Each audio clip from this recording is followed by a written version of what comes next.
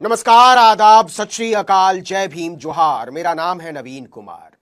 सुनिए भाई साहब, योगी आदित्यनाथ के राज में गायें कटती भी हैं और बिकती भी हैं। बस आपका हिंदू होना जरूरी है, और हिंदू में भी अगर ब्राह्मण हुए तब तो कहने ही क्या। मुसलमान होकर अगर मुर्गा भी बेच दिया तो बवाल है। और यह बात हम नहीं बोल रहे हैं, गौरक्षा हिंदू दल के राष्ट्रीय अध्यक्ष वेद नागर ने कहा है कि स्थानीय पुलिस की मिलीभगत के बिना गोमांस का गोदाम चलना संभव नहीं है। गोमांस का धंधा करने वाले पंडित जी प्रेम से बोले, योगी आदित्यनाथ की जय। आपको याद होगा, हरियाणा में चरखी दादरी जिले के बाढ़ड़ा कस्बे में 27 अगस्त को मुस्लिम नौजवान साबिर मलिक की गोमांस खाने के शक में हत्या कर दी गई थी। वो तो गाय का मांस था ही नहीं। यह बात खुद सरकार के अपने लैब ने बताई। लेकिन किस गोरक्षक की औकात है कि पूरन जोशी की तरफ एक कंकड़ भी उछाल दे। करोड़ों रुपए का गोमांस का कारोबार करता है, कुचल कर रख देगा। यह भी हम नहीं बोल रहे, गोरक्षा दल वाले बोल रहे हैं कि डर के मारे हमारी हालत खराब है, हमको पूरन जोशी से बचाओ।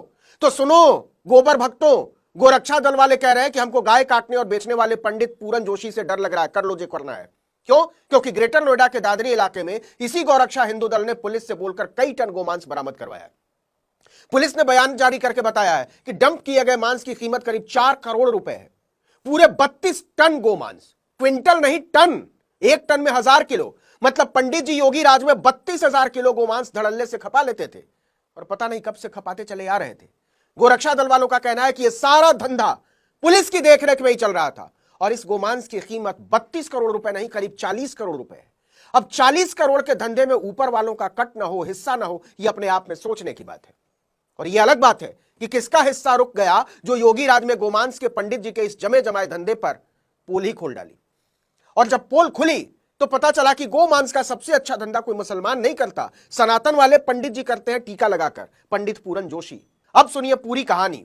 9 नवंबर को गोरक्षा हिंदू दल ने पश्चिम बंगाल से आ रहे एक ट्रक को रोककर सूचना दी थी कि उसमें प्रतिबंधित मांस है। सूचना के आधार पर दादरी कोतवाली क्षेत्र के लुहारली टोल पर पुलिस ने ट्रक को रोका। ट्रक में मांस ही लदा हुआ था, सूचना सही थी, लेकिन वो मांस किस पशु का है इसे जांचने के लिए सैंपल को मथुरा लैब भेजा गया। लैब की जांच में पता चला कि कोई गलतफहमी नहीं है, पूरा ट्रक गोमांस से भरा हुआ। मांस के गोमांस होने की पुष्टि होने के बाद पुलिस ने ट्रक को मौके पर ही जब्त कर लिया। इसके बाद कड़ी जोड़ी जाने लगी कि आखिर यह करोड़ों रुपए का जो गोमांस का धंधा योगी आदित्यनाथ के इंतजाम की छाती पर पैर रखकर चल रहा है, उसको चला कौन रहा है और चल कैसे रहा है। इसके बाद पुलिस ने दादरा के बिसाड़ा रोड पर बने एसपीजे कोल्ड स्टोरेज पर छापा मारा, शीत गृह। और आप यह जानकर हैरान रह जाएंगे कि कोल्ड स्टोरेज के चैम्बर नंबर 5 में करीब 153 टन पैक्ड गोमांस भरा हुआ था। जी हां, 153 टन, मतलब कम से कम 5 ट्रक। गोरक्षा दल वालों का कहना है कि जांच में पता चला है इस मांस को दिल्ली, एनसीआर और दूसरे राज्यों के होटलों में सप्लाई किया जाता था। इसके बाद 5 लोगों को गिरफ्तार कर लिया गया। नाम सुनिए, पूरन जोशी कोल्ड स्टोरेज के मालिक, अक्षय सक्सेना मैनेजर, शिवशंकर ड्राइवर और सचिन संचालक। सब हिंदू, केवल एक आदमी मुसलमान है, खुर्शीदीन नबी। गोमांस के धंधे में असली माल कूट रहा था पंडित पूरन जोशी, बाकी सारे लोग पूरन जोशी के लिए ही काम करते थे, कर्मचारी थे, मालिक पूरन जोशी। अब गोमांस के थोक विक्रेता शुद्ध शाकाहारी सनातनी पंडित जी की महिमा सुनिएगा। गोरक्षा दल वालों का आरोप है कि गोदाम मालिक पूरन जोशी का पूरे देश में बड़ा नेटवर्क है, वो काफी ताकतवर है, उसकी पहुंच बहुत ऊपर तक है। गोरक्षा दल के वेद नागर की हालत खराब है। उनका कहना है कि मेरी जान को खतरा किसी मुसलमान से नहीं है, गोमांस कारोबारी सनातनी ब्राह्मण से है।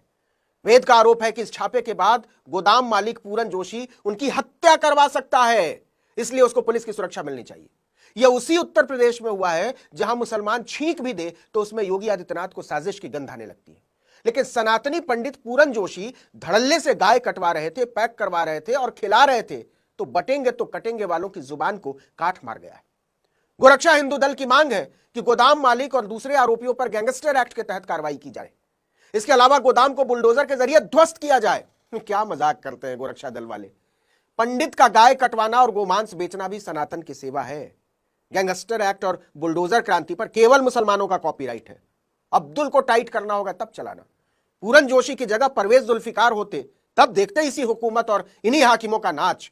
कत्थक और भांगड़ा एक ही में मिला दिया होता। अभी तो समझ में नहीं आ रहा है कि गाय को बचाना है या सनातनी ब्राह्मण को, क्योंकि मनु फरमाते हैं एक ब्राह्मण को सताने का पाप 100 गोहत्या से भी भारी होता है। तो सनातन के भाजपा संस्करण में इतना बड़ा पाप अपने माथे पर ले कौन। यहां मैं जानबूझकर नगमा का जिक्र कर रहा हूं, हापुड़ की नगमा। उनकी जिंदगी में हर साल रोजे और ईद आती है, लेकिन 2018 के बाद सब बदल गया। उस साल उन्होंने आखिरी बार अपने अब्बू कासिम के साथ ईद मनाई थी। शाम होते ही रोजा खोलने के लिए जैसे ही मस्जिद से आवाज आती है, नगमा अपने परिवार के साथ इफ्तार करने लग जाती है। इस परिवार में सब हैं, लेकिन नगमा के पिता नहीं है। जैसे जैसे ईद करीब आती है, नगमा के लिए अपने पिता कासिम की यादें और ताजा होती जाती हैं। नगमा कहती हैं, हम किसी को बता भी नहीं सकते कि हमें कैसा महसूस होता है जब हमें अपने पापा की याद आती है। वो बताती हैं कि ठीक ईद के बाद हमारे पापा को मारा था।